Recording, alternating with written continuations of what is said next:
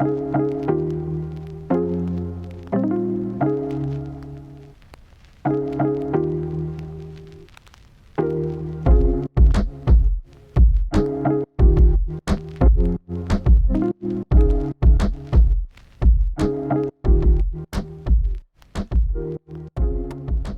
morning, everybody. I think we've started at 11 o'clock, so let's get started. Thanks for attending. This is in the latest series of, or I say our first series of the Wise webinars, our inaugural series as a newish, new company, new startup. This is the final webinar. So we've covered a number of topics over the last month, 2 months. We've looked at some of the blockers. We've looked at the how is business changing in this current environment? We've looked at some of this, the legal process. We've looked at the valuation process. We had the panel on the other week, which was of interest. There were some good topics we talked about in that, and obviously we've had a look about how we can develop business. The final topic we're going to talk about today is vulnerability. An absolutely essential part of the advice process. So I think very important, very apt that we finish on this process. It's part of everything that you do on a daily basis, discussing with your customers. It's long been a key priority for the FCA, and under principles for business, ensuring customers are treated fairly and consistently across all sectors is fundamental to what they're looking at. In one of their, and just one little statistic, in their financial life survey in October 2017, that's the latest one they did, 50% of adults display one or more indicators of vulnerability. So from their viewpoint, it's absolutely essential we get this right. What I'd like to do on that note is introduce the expert. Martin Lyons, Business Development Director from the Just Group. Martin's a well-known speaker on the circuit, Martin, on technical issues, particularly on the vulnerability and behavioural studies. So Martin, I'm going to hand over to you. Thank you very much for being with us today, and audience, again, thank you all for being with us. Martin, I think we'll start with what is vulnerability? Well, I think, and thanks for your welcome, John. It's great to be here today, and I think vulnerability seems to mean a lot of things to different people, I suppose. I suppose if we look at what is vulnerability, it's one of those things that seems to be bandied around quite a lot now. I mean, we've talked about it, and advisors have talked about it for a number of years, going back to OP8 in 2015. But I was just chatting earlier around, the news at the moment, and it seems to me that every time you switch on the news, vulnerability is mentioned, or vulnerable clients, people in vulnerable circumstances, and lots of different people with different opinions on what that means. We work with other groups, Citizens Advice, we've spoken to utility firms, and there are different definitions out there. But I suppose if we start off with looking at what the FCA definition is, which is, they talk about a vulnerable person being somebody who is especially susceptible to detriment due to their circumstances. And they go on to talk about, that's particularly where firms aren't acting with appropriate levels of care. So it's quite a wide definition in terms of vulnerability, and I think that's on purpose, really. And I think sometimes we can think of vulnerability being attributed to people who are of a certain age group or socio-demographic group and things like that. But I think as we go through and we start to chat this through, we'll find that's not necessarily the case. It's not based on any particular product type or any other thoughts that we might have in our minds, but it is that wide definition. I think when they talk about the relevance of making sure firms are acting with appropriate levels of care, I don't think the FCA are saying that it's necessarily people purposefully not acting with care, although clearly they've said they're going to take action where that occurs. I think there's also this element of there's always things to learn, there's always more to think about, and always new avenues to explore. I think in the current crisis, that is pretty obvious. And I was on LinkedIn the other day, and somebody put a comment, and see if I can find it actually, which I think was pretty pertinent to today's conversation. And they've said that those who normally lead comfortable and stable lives may suddenly become vulnerable due to worries about health and wealth. And obviously they were sort of talking about the current crisis. So I think for a lot of people, this concept of vulnerability has definitely widened, and I think, you know, advisors are ahead of the game on that and understand that. But certainly, yeah, it's a very broad avenue. And you mentioned TCF there as well, John, around, you know, advisors are doing a lot of this stuff already through treating customers fairly, through following conduct of business sourcebook principles, and really, the term vulnerability isn't something that introduces a new layer of legislation or regulation in and of itself. It's bringing together the good practice that advisors are already doing, and just adding what extra steps can we now take. So yeah, a pretty broad definition of what vulnerability actually means, and I guess we'll go on to explore that as we chat it through. Absolutely.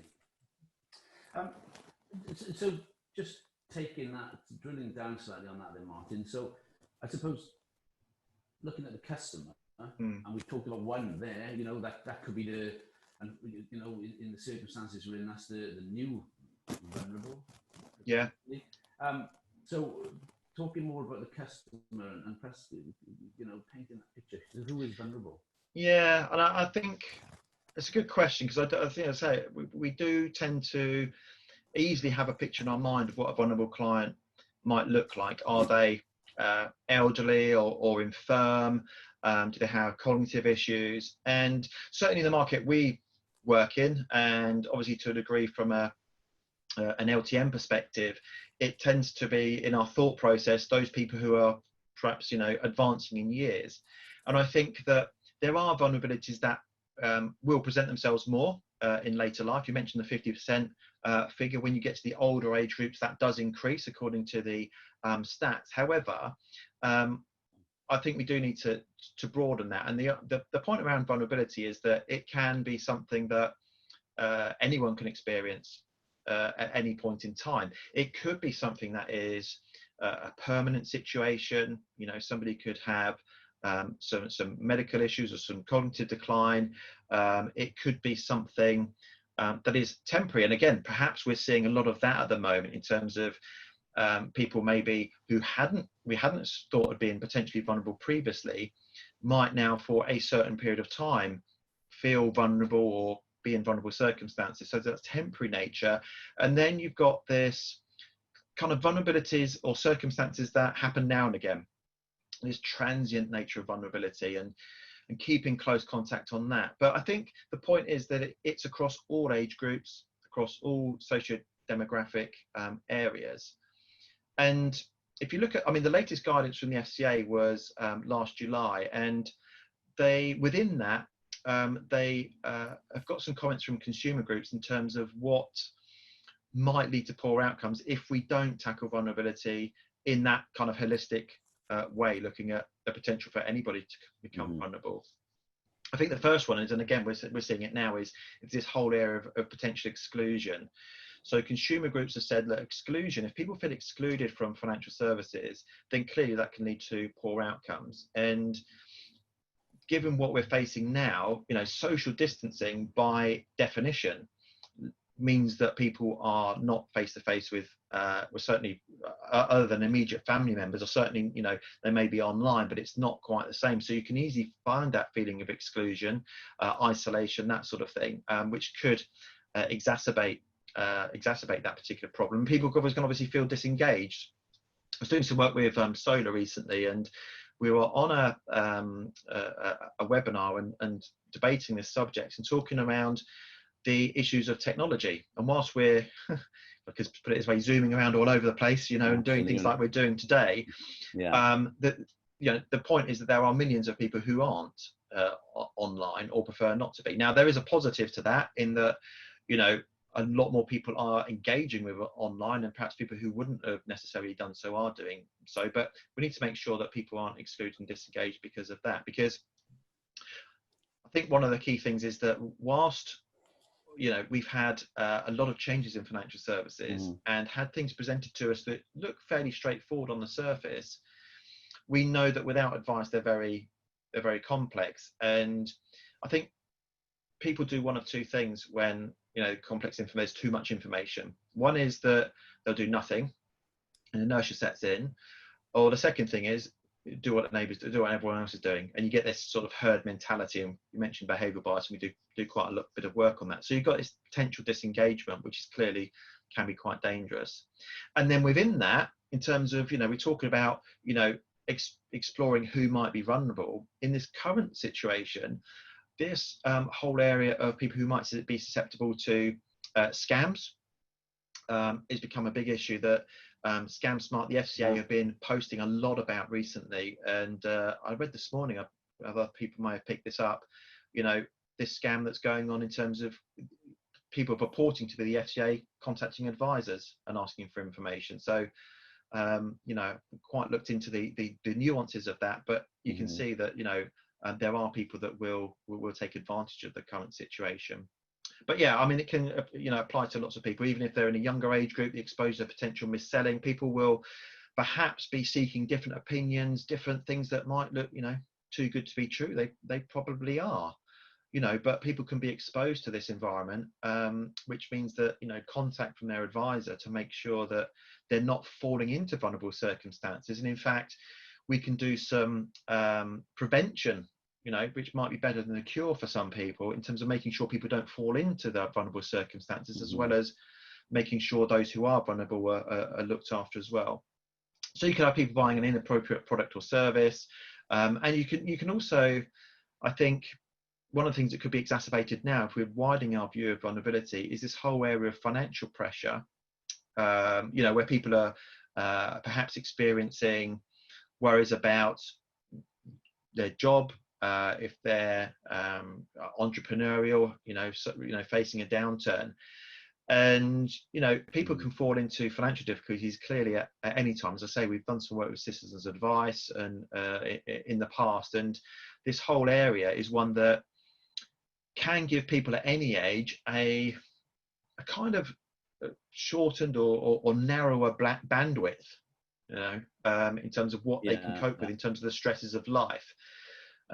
So yeah, I mean, I think we're seeing at this current time that all of those things that consumer groups have been talking about are really exacerbated because of the current crisis, but all those things should be taken into account anyway, in terms of risks to good outcomes if we don't get these vulnerability issues correct, and at least demonstrate to our regulator that we're doing these, albeit, you know, understandably, advisors would say, well, we're doing these things anyway, which is, you know, which is the caveat there. But nevertheless, it's showing that those processes are in place, really. Very interesting point, Martin, you made about the temporary nature of vulnerability, you know, potential temporary nature, who knows. So I think for me, that leading on from that, what I'd be interested in is understanding from a company viewpoint and from our audience, who are obviously, you know, this is probably a concern for them in this environment, and particularly now as we're perhaps working with Zoom and Teams and whatever else, and, you know, there isn't as much face-to-face interaction as any face-to-face interaction that they would want with their customers. What should firms be doing in relation to the vulnerability process, but in this current crisis? I think there's lots that firms could be doing. I suppose the first point is there's no rocket science here in terms of what we should be doing first of all, in my view, and that is just simply keeping in contact. You know, I think you're right, and finding the methodology of doing that, whether it's by Zoom, whether it's by, you know, we did some work recently, and advisors were saying actually we're doing much more on WhatsApp and FaceTime and things like that. But you know, we mustn't forget the old technology. You know, these things here, which actually have a voice a voice facility on. Is that what they do? Yeah. But it's just, the first point is clearly going to be keeping in contact. We have had some really good examples of good practice there, where, you know, some firms are saying, well, actually, we're going to do a group. I mean, somebody was doing a tea party, for example, with their most vulnerable clients, to say, well, you know, let's go online. Let's just reassure. I think I had 30-something people on there, just as a, you know, group-wide chat, and just finding different ways of communicating. And we could probably delve quite deeply into that in terms of the skill sets that advisors have in order to, you know, fine-tune that listening skill, because that for a lot of the time now might be all we've got in the main.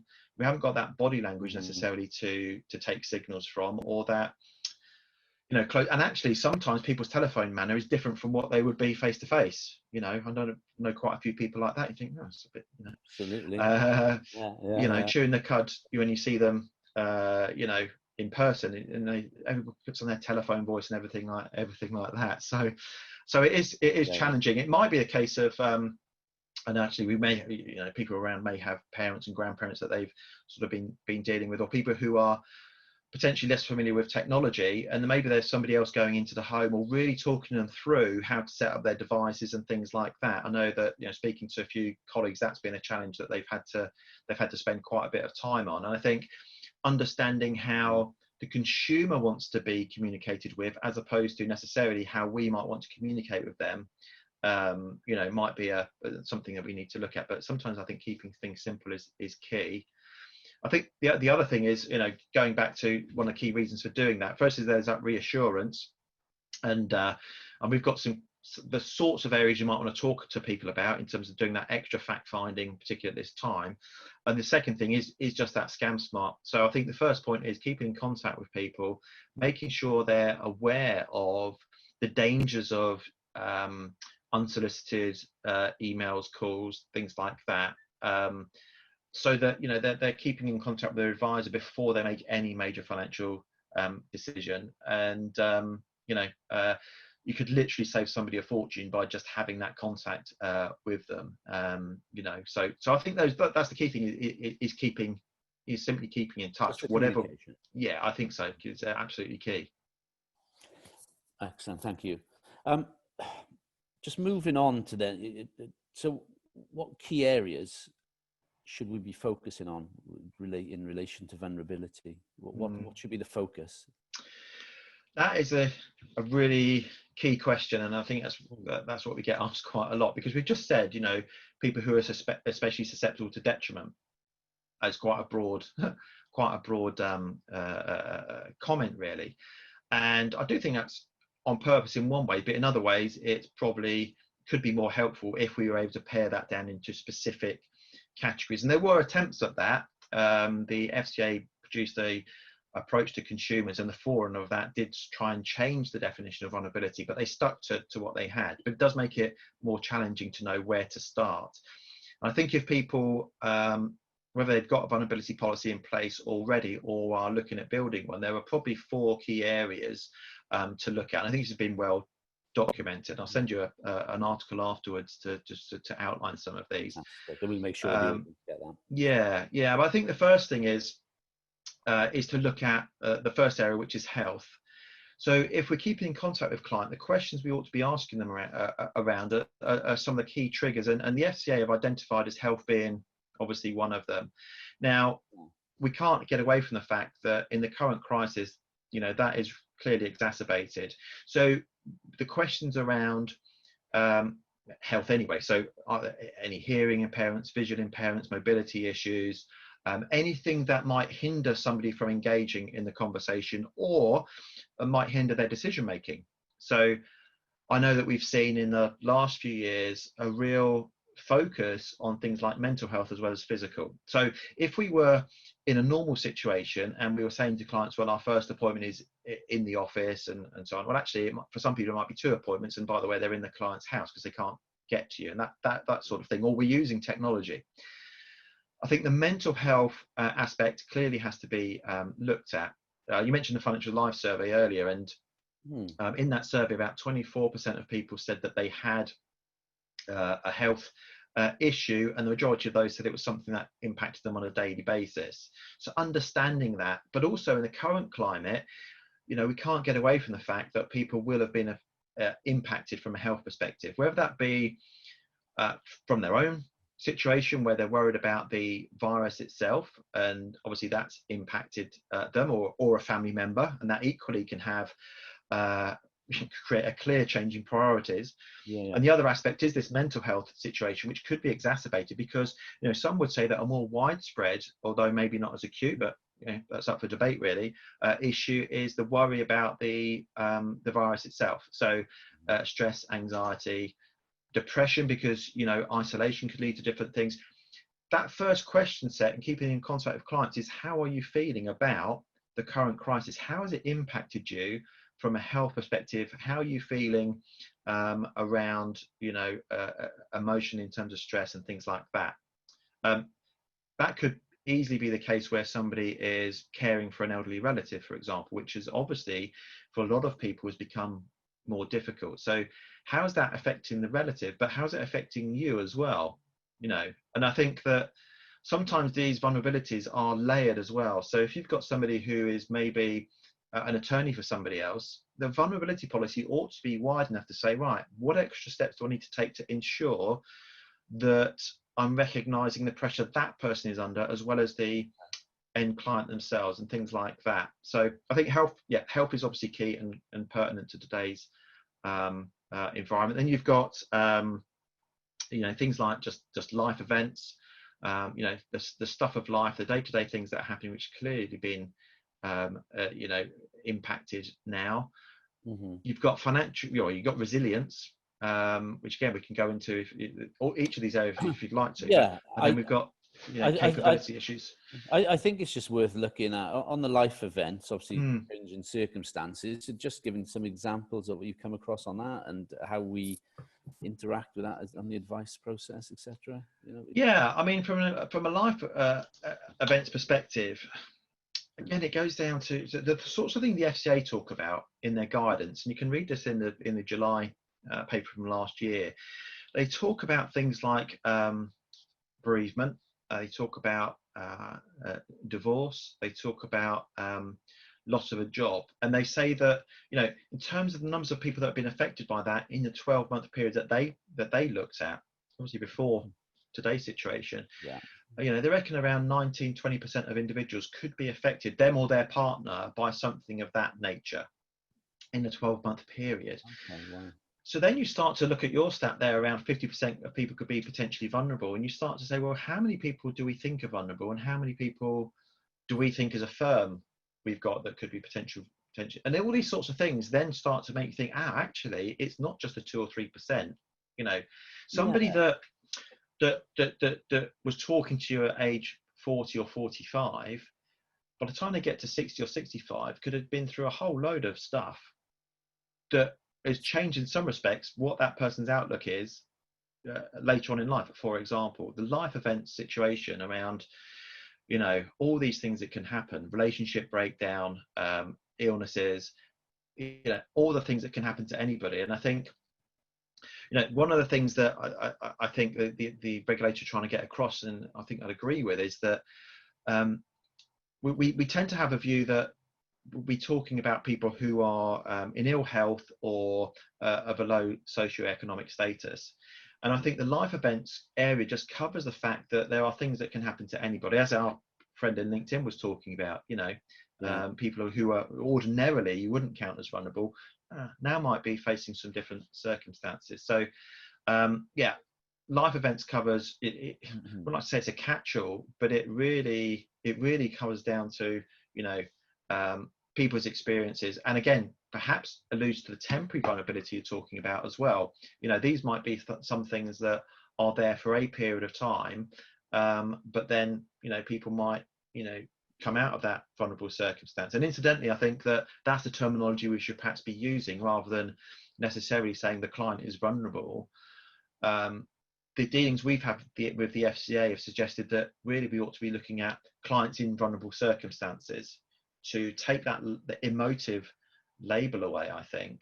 But yes, life events can cover a whole host of things, and then sort of regular checkup and checking in with clients, you know, to learn about any circumstances that have changed since last time. We do it on review anyway, but it's just bringing that point out from a vulnerability perspective as well.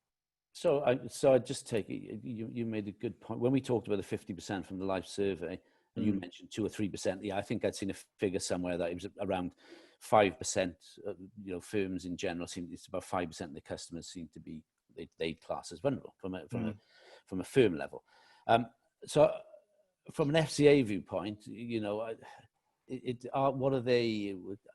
you know, are they thinking, well, we should be doing this because only 5%, or it's I'm taking it that, and some of the stuff I've looked at, sorry, I'm being a bit vague on this one. That's right.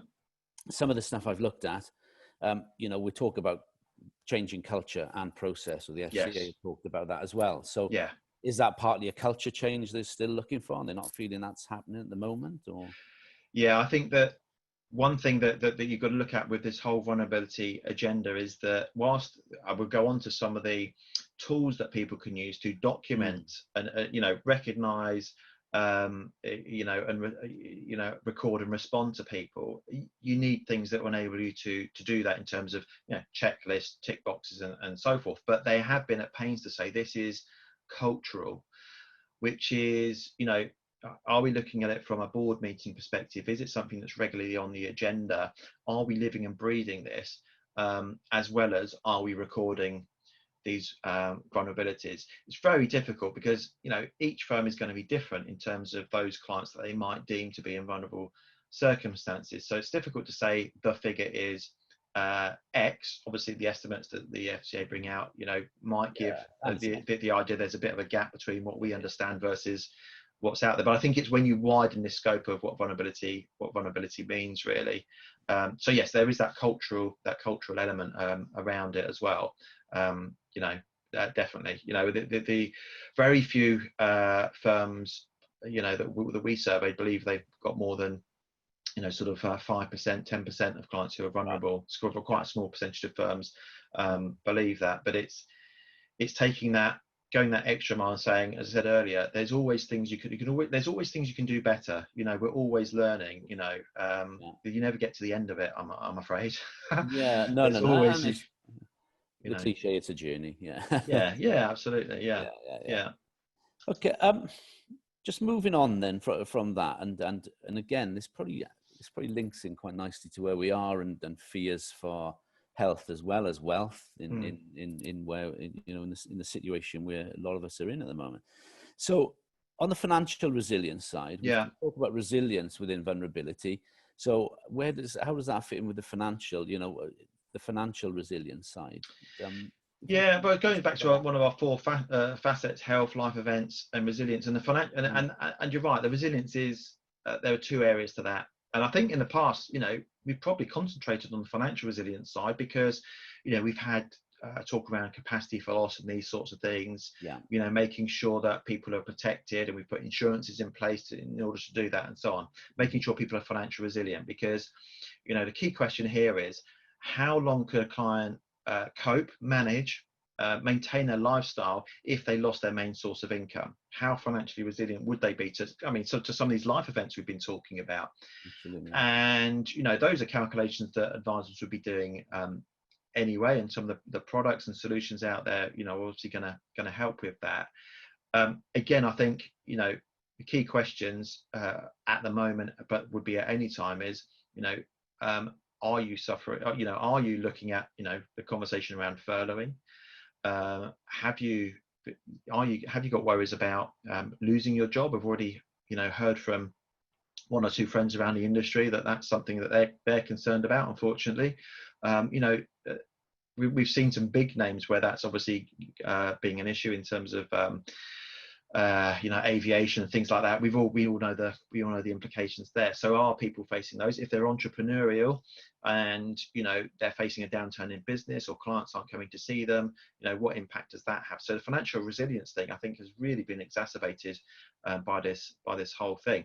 I mean, if you go back right back to 2015, when Occasional Paper 8 was published, I think it's something like half the population wouldn't know what to do if they had an unexpected bill of £300.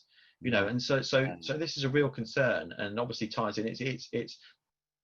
It's core to what financial planners and financial advisors are doing, obviously. You know, in terms of making sure they are financially resilient, especially, you know, if you've got somebody who's in a pension environment, they aren't using human capital to generate income, i.e. going to work, but they're reliant purely on investment and pensions and things like that.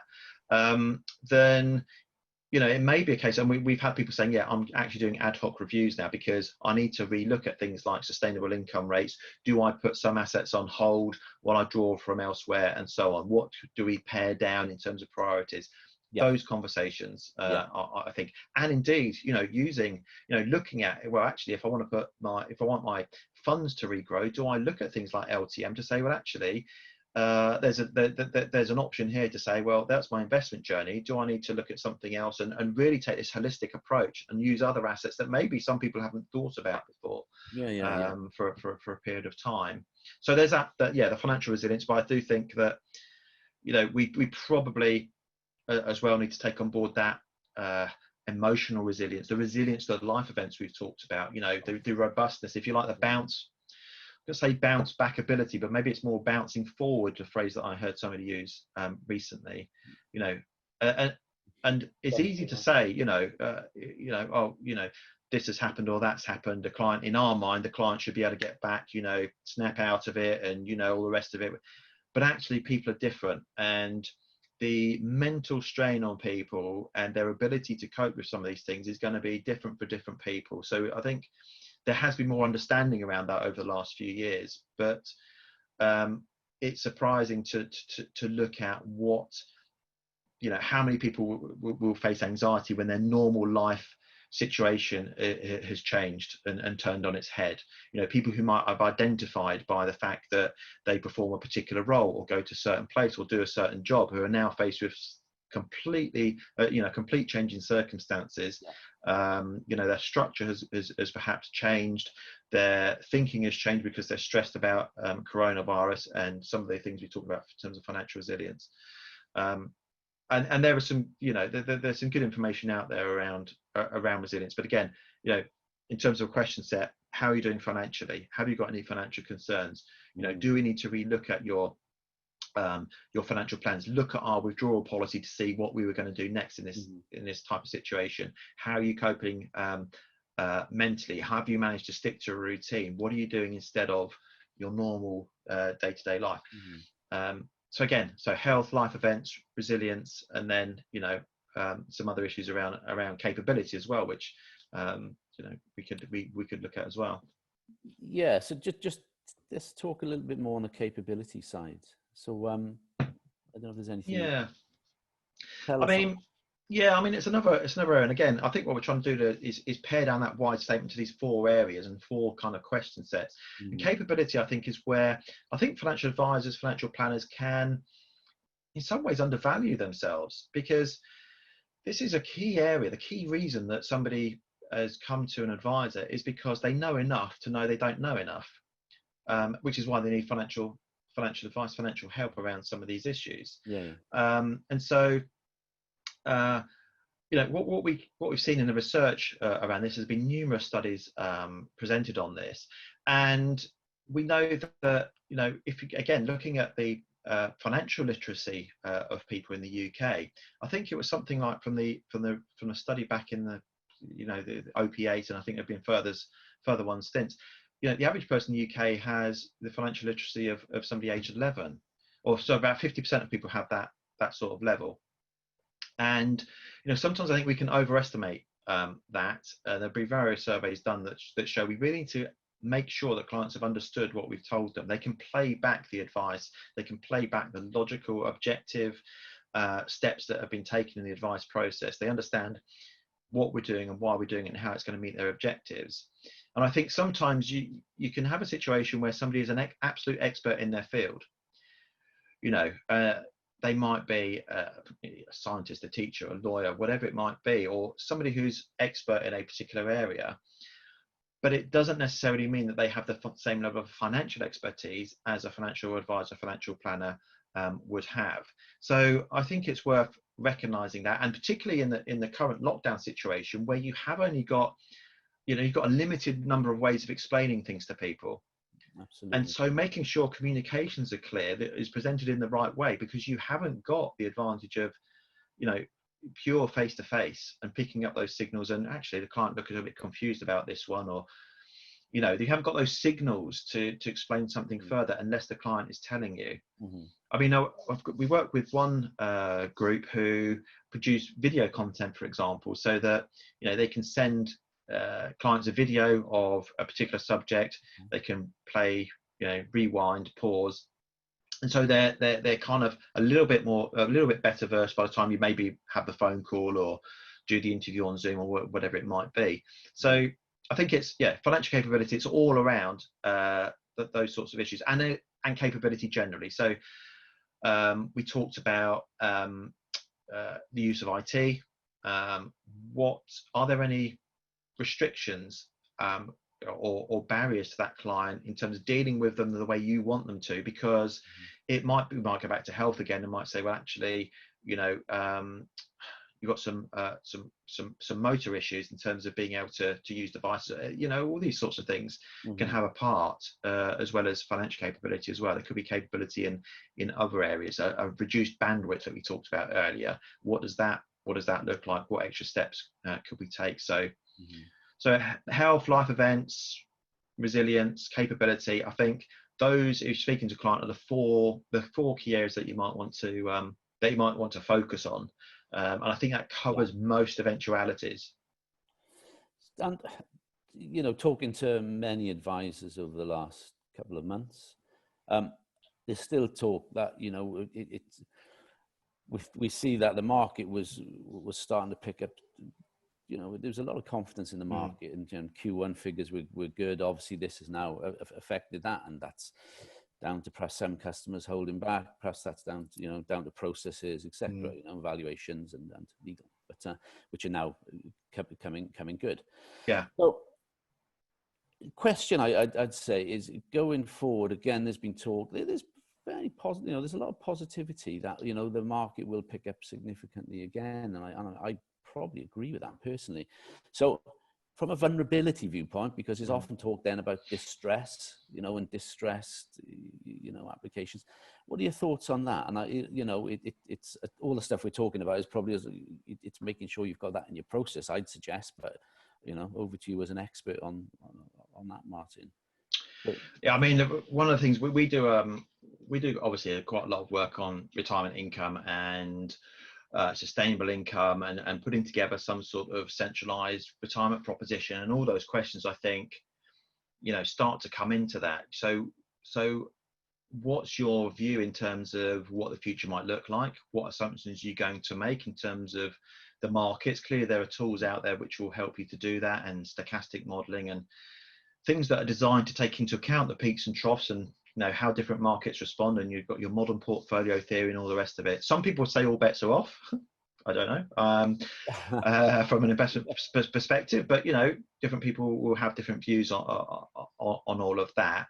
But I think, you know, as you know, in some ways you'd expect me to say, you know, we talked about financial resilience, and clearly people will be looking at, right, how do I actually structure, bearing in mind we had the Dear CEO letter earlier in the year. We know that suitability to, I think it's still showing is delayed with no specific timescale from the FCA. But I think now is a period of time where we can start to look at that and say, right, we really need to structure this and say, right, what do we think sustainability looks like?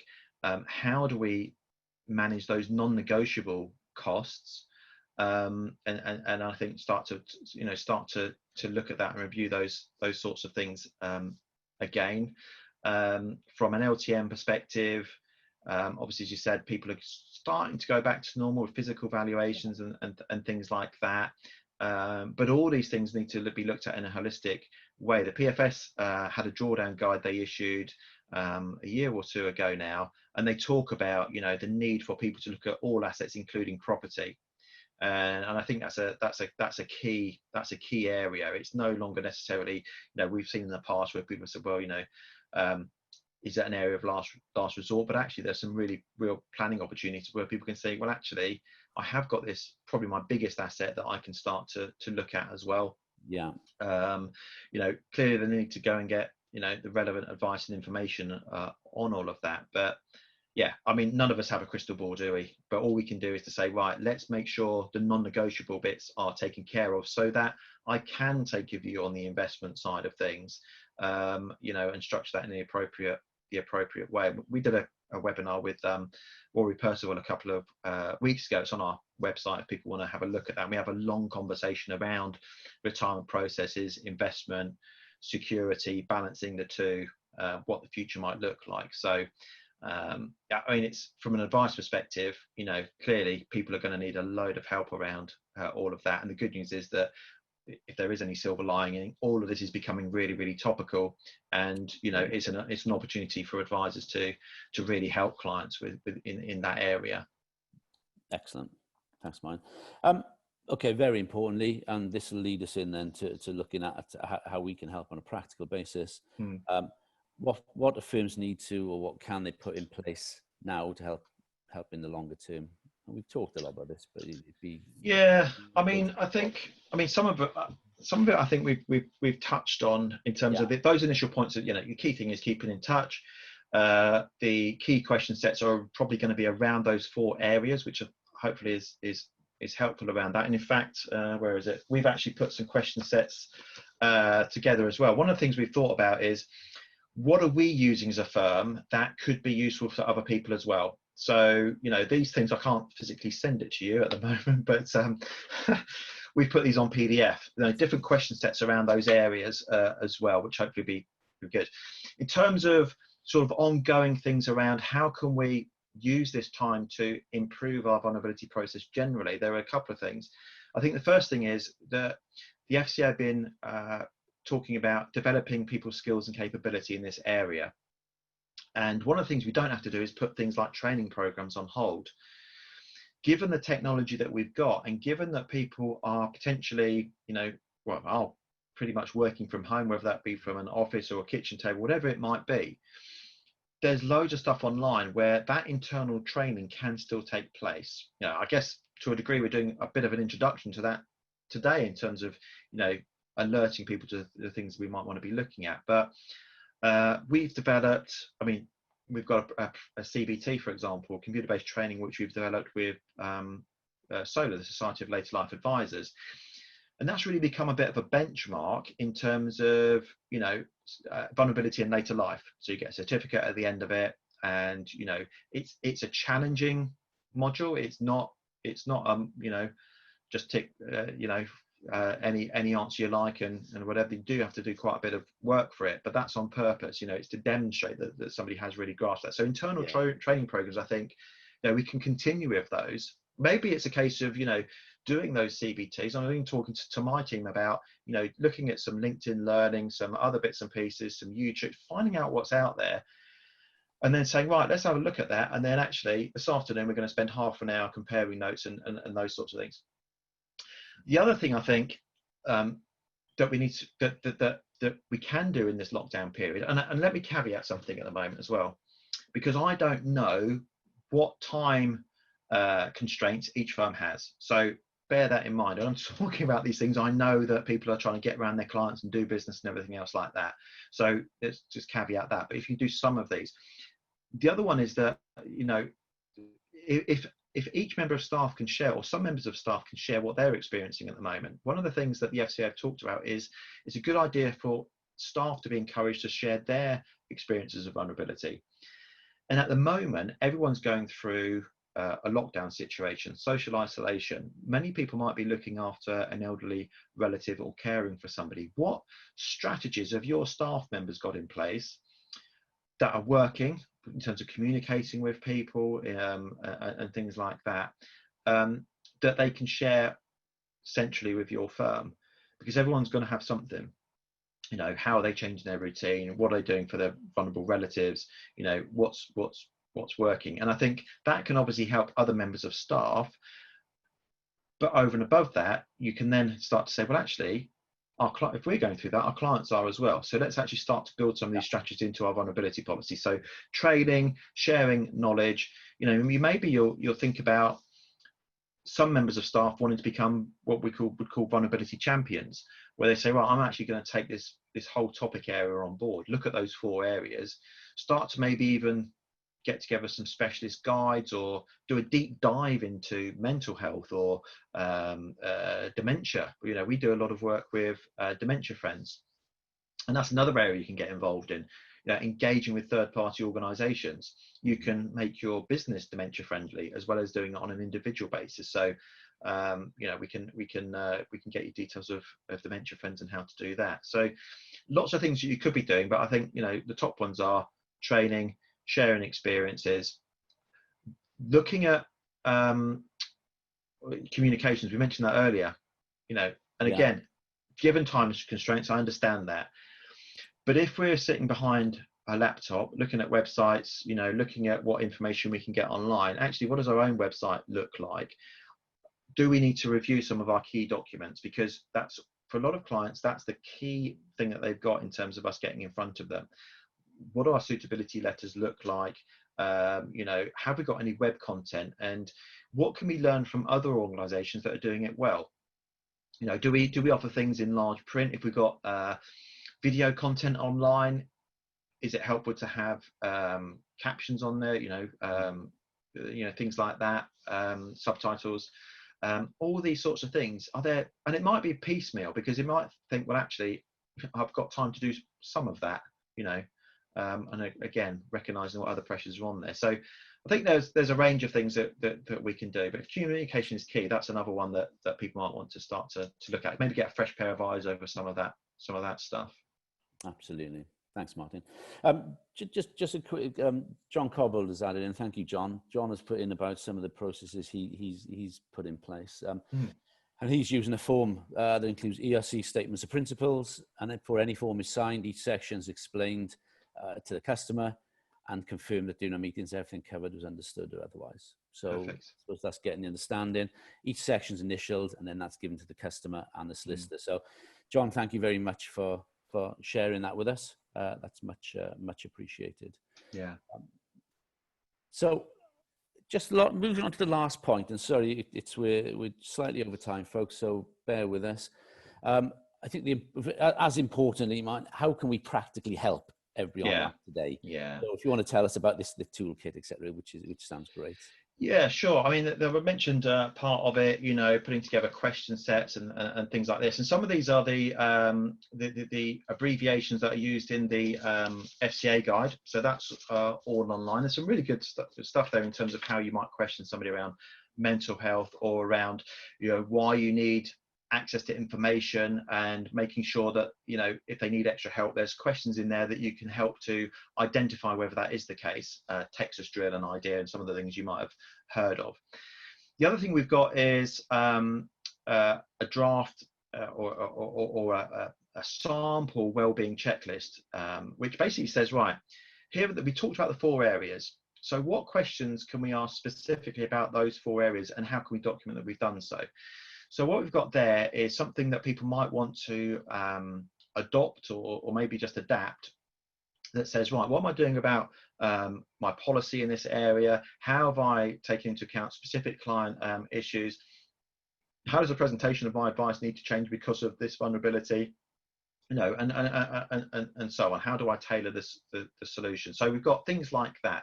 And again, whilst this is very much a cultural aspect, that's not to throw the baby out with the bathwater and say we don't need process, because clearly we do. So checklists, guides, and that sort of thing are going to be really helpful. And what I've also done is we've got the CBT, I've mentioned that. I've also put together an article which probably encapsulates a lot of the points we've said today, actually, around the key initial stages, the key things to do, the 4 key areas of vulnerability, and then, you know, a number of things that you can do to improve the vulnerability process for the longer term as well. So that's all there as well. So lots and lots of resource on that. And what we're trying to do is just share as much as we can.